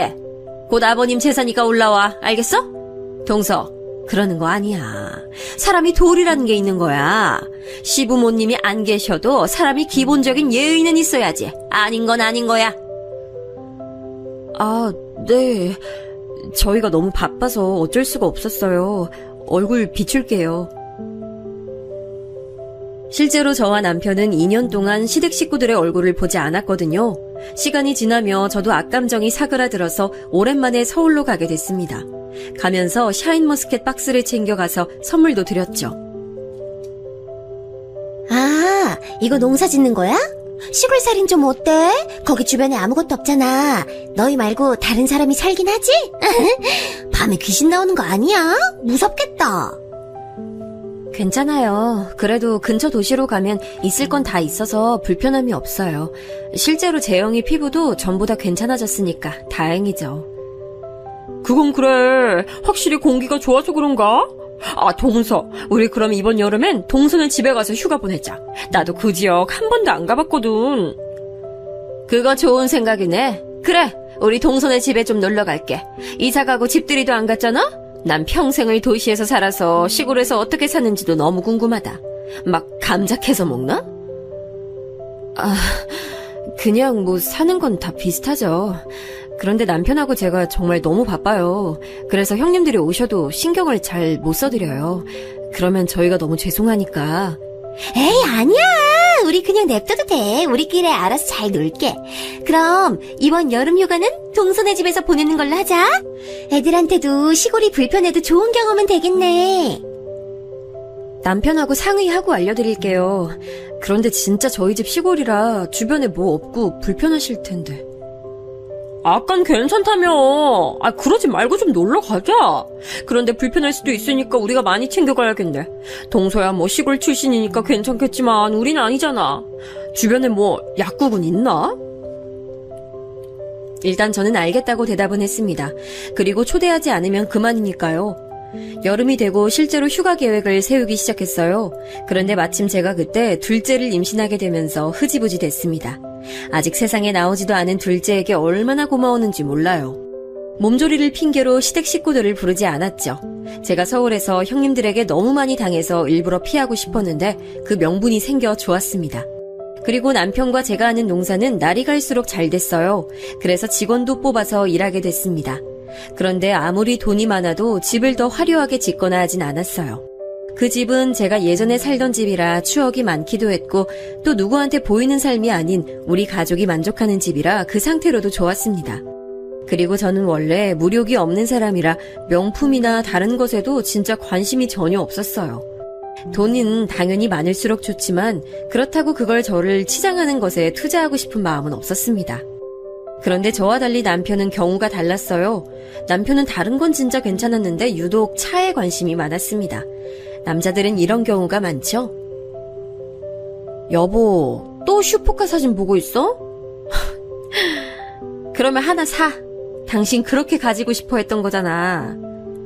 이거 진짜 비싸. 5억이나 하는 거라 탁 사기엔 부담스러워. 당신 나 따라서 시골 와서 고생 많이 했잖아. 우리가 돈을 못 버는 것도 아닌데 왜 그래? 괜찮으니까 그냥 사자. 예전부터 사고 싶어 했잖아. 그럼 나 진짜 사도 될까? 고마워. 이거 타고 우리 전국 일주 다니자. 남편은 매우 기뻐했어요. 신이 나서 그 자리에서 방방 뛰는 남편을 보며 이 맛에 돈을 버는 거구나 느끼게 됐죠. 둘째를 핑계로 제가 시댁 식구들과 거의 또 연락두절이 됐잖아요. 갑자기 어느 날 한밤중에 둘째 형님에게 연락이 왔습니다. 동서, 혹시 지금 1,000만 원 빌려줄 수 있을까? 내가 오죽하면 이런 부탁을 동서한테 하겠어? 우리가 지금 남편하고 급하게 쓸 곳이 있어. 네? 갑자기요? 형님, 지금 새벽 2시잖아요. 그리고 무슨 일 때문에 그러시는데요? 내가 나중에 사정은 설명할게. 진짜 급한 일이라 그래. 동서 시골에서 농사 짓는다며. 그럼 큰 돈 만지지 않아? 일단 1,000만 원은 저희한테도 큰 돈이에요. 그 돈이 어떻게 쓰일지도 모르는데 당황스러워요. 형님, 사정은 안타깝지만. 아니 저번에 뭐 서방님 말하는 거 들어보니까 꽤 돈 만지는 것 같던데? 거짓말이었어? 그래. 그렇게 시골에서 너희끼리 잘 먹고 잘 살아, 어? 형님, 저 지금 너무 당황스러워요. 제가 그런 말 들을 정도로 잘못한 건가요? 있는 척은 다 하더니. 그래, 얼마나 잘 사는지 보자. 너무 당황스럽기도 했고 새벽에 갑자기 저러니까 당연히 저는 거절했죠. 평소에 친밀하게 연락하는 사이면 모르겠는데 그것도 아니었으니까요. 둘째 아주버님은 다음 날에 남편에게 연락해서 똑같이 돈을 빌려달라고 했더라고요. 당연히 남편은 거절했죠. 사실 그 당시 우리 부부에게 1,000만 원은 그리 큰 돈이 아니었습니다. 마음만 먹으면 하루에도 벌 수 있는 돈이었어요. 그런데 저는 형님들에게 좋은 감정이 있지 않았기 때문에 주지 않았어요. 특히 둘째 형님은 특유의 표정과 가식으로 저를 힘들게 했었거든요. 또 둘째 형님이 되게 허영심이 심하세요. 그래서 시댁에 갈 때마다 저를 위아래로 훑어보며 오늘은 어떤 옷을 입었는지 꼭 훑어보는 편이었거든요. 예를 들어 이런 적도 있었습니다. 동서, 그거 옷 백화점에서 산 거야? 아니요. 그냥 인터넷에서 쇼핑했어요. 그거 짝퉁이야. 어디서 디자인만 따서 만들었나 보다. 그거 백화점에서 파는 명품 디자인이거든. 난 동서가 알고 입은 줄 알았네. 내가 알려줘서 다행이다. 어디 가서 그런 거 입으면 무시당할 수도 있잖아. 제가 명품엔 관심이 없어서요. 어쨌든 알려주셔서 감사해요. 관심이 없는 거랑 그건 다른 문제 같은데. 뭐 어쨌든 동서는 내가 있어서 다행이다. 알려주는 사람이 있어야 나중에 어디 가서 변명이라도 하지. 이런 식으로 명품에 관심이 많았어요. 그런데 제가 알기로 둘째 아주버님이 돈을 잘 버시는 편은 아니었거든요. 그래서 의아했었는데 갑자기 돈을 빌려달라니까 빌려주기가 당연히 싫었죠. 남편에게 넌지시 물어봤더니 어디서 사채를 쓴 것 같다고 말하더라고요. 평소에 하는 걸 보면 딱히 놀랄 만한 소식은 아니었어요. 돈이라는 게 한 번이 두 번이 되는 경우가 많잖아요. 그리고 가족끼리라도 돈 거래는 하는 게 아니라는 말을 듣기도 했고요. 나중에 들어보니 둘째 형님은 극적으로 첫째 형님에게 돈을 빌렸다고 하더라고요. 둘이 워낙 친하기도 친했고 큰형님이 가족을 중시하는 분이라 그런가 보다 했죠. 그런데 그 돈 거래가 되게 둘째 형님에겐 크게 느껴졌나 봐요. 그 뒤로 다 같이 모이면 큰형님 옆에 딱 붙어서 마치 시녀처럼 행동했습니다. 원래도 형님들끼리 더 친했던 건 사실인데 이 사건 이후론 그들끼리 더 가까워졌죠. 어차피 저야 서울에서 벗어났고 거기 끼고 싶지 않아 상관은 없었는데 문제는 그 다음에 일어났어요. 동서는 우리 언제 초대해? 왜 저번에 하겠다고 하고 임신 핑계로 우리 다 못 갔잖아. 집들이요? 그러네.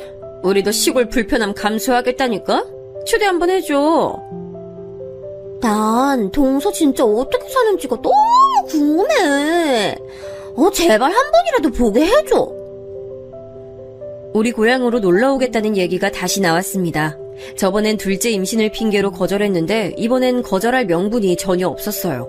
그리고 실제로 이사 오고 한 번도 집들이를 따로 하지 않아서 저와 남편은 이번에 처음이자 마지막으로 초대하자고 했죠.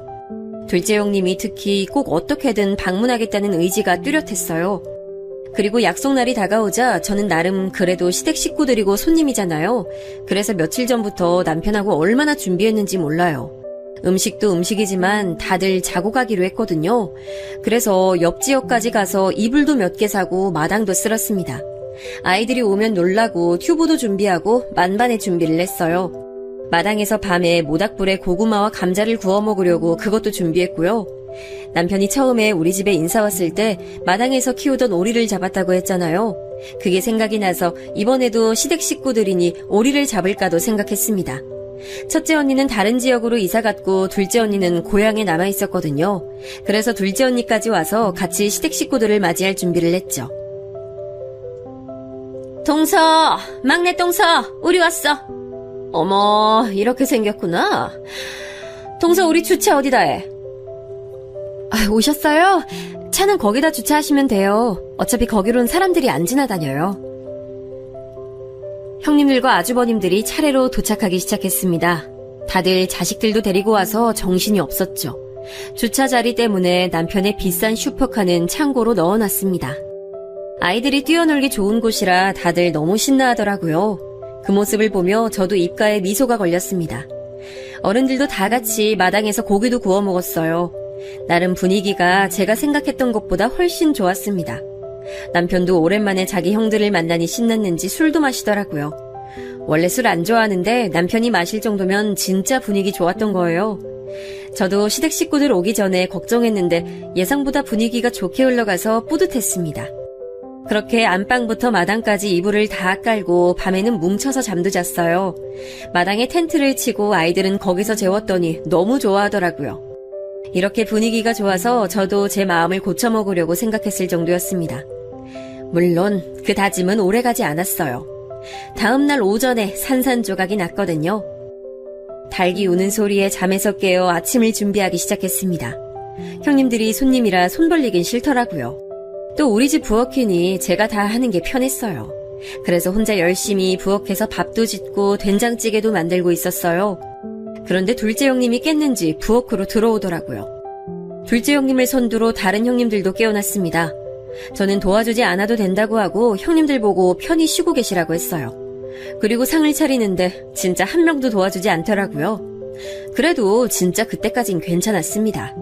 그런데 제가 마당으로 나가서 상추를 따려고 했더니 형님들이 모여 있었어요. 웃으면서 다가가던데 제 욕을 하고 있더라고요. 나는 서울로 절대 안 오길래 되게 대단한 집에서 사는 줄 알았어. 근데 이게 뭐야? 나 어제 깜짝 놀랐잖아. 그러니까요. 어쩐지 농사 크게 됐다니 뭐니 했을 때 놀랐는데 허언증 같아요. 난 화장실 보고 놀랐잖아요. 아무리 옛날 집이어도 심했어.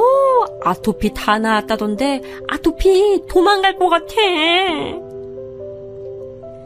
형님들과 사이가 좋아졌다고 착각한 스스로가 원망스러웠어요. 어제 사실 분위기가 좋아서 다음에도 놀러 오라고 초대했었거든요. 그리고 다른 것보다 아들의 아토피로 저러는 게 너무 심기가 불편했습니다. 그래서 다가가서 제대로 따졌죠. 형님들 진짜 너무하시네요. 어떻게 그렇게 말씀하세요? 어머 깜짝이야. 다 들었어? 아니 뭐 근데 없는 말 한 건 아니잖아? 이렇게 후진 곳에 사는 줄은 몰랐어. 진짜 너무 불쌍하고 짠해. 우리한테 돈 못 빌려준 이유가 있었구나? 이해해. 이렇게 힘들게 사는 줄은 몰랐지. 저희 그렇게 힘들게 살지 않아요. 그리고 아무리 그래도 아들 아토피로 그러는 건 아니죠. 제가 얼마나 마음고생했는지 아시잖아요. 그냥 장난으로 한 말이지. 그리고 뭐 우리가 없는 말 했니? 자기의 잘못을 모르는 형님들의 적반하장 태도에 더 화가 났습니다. 마침 어젯밤에 셋이 돈 얘기로 다들 힘들어했던 것을 알고 있었거든요. 그래서 이왕이면 우리 집이 꽤 산다는 것을 형님들에게 보여주고 싶었죠. 그래서 아무 말 없이 창고로 걸어갔어요. 마침 마당에 있어서 창고가 가까웠거든요. 창고 문을 열자 남편의 5억짜리 슈퍼카가 보였습니다. 그걸 보자 형님들의 눈이 아주 말도 안 되게 커졌어요. 이렇게 살아도 있을 건 다 있고요. 우리가 돈이 없어서 빌려주지 않은 게 아니고 둘째 형님 돈은 그냥 빌려주기 싫어서 그랬던 거예요. 아니 뭐야, 그럼 돈이 있는데 없는 척한 거야? 아니 근데 세상에 저게 뭐야, 어머! 다들 뭐해? 조차? 대박! 웬일이야? 야, 막내 너 성공했구나! 야, 이거 텔레비전에서만 보던 건데? 마당에서 웅성거리는 소리가 들리자 다들 밖으로 나왔어요. 그러면서 남편의 슈퍼카를 구경하기 시작했습니다. 둘째 아주버님은 차를 보더니 남편에게 은근히 돈을 빌려달라고 하더라고요. 당연히 남편은 거절했죠. 형님들은 온몸을 부들부들 떨며 저를 쳐다봤습니다. 얼마나 통쾌했는지 몰라요. 쓸데없는 허영심에 가득 차서 명품이니 뭐니 관심 가지는 것보다 이렇게 하나 큰 걸 가지는 게 더 좋더라고요. 다 우리가 고생해서 번 돈으로 산 거예요. 누구처럼 대출받아서 겨우 갚아나가는 삶이 아니고요. 저 말을 마지막으로 했더니 둘째 형님은 온몸이 새빨개진 채로 저를 노려봤습니다. 하나도 무섭지 않고 우스웠어요. 아주 통쾌해서 전날은 두 다리 잘 뻗고 잠이 들었죠. 그 뒤로는 형님들은 창피한지 연락도 오지 않았고 남편에게 아주버님들이 주기적으로 돈을 빌려달라는 연락이 오고 있어요. 당연히 남편은 거절하고 있고요. 그렇게 저를 무시하더니 이제는 명절에 형님들을 봐도 오히려 제 눈을 피하더라고요. 가볍게 무시하고 아주 행복하게 남편과 시골에서 두 남매를 키우고 있습니다. 여기까지가 제 사연이에요. 저는 저날이 제 인생에서 가장 통쾌한 날이었는데 여러분도 재밌게 들으셨으면 좋겠네요.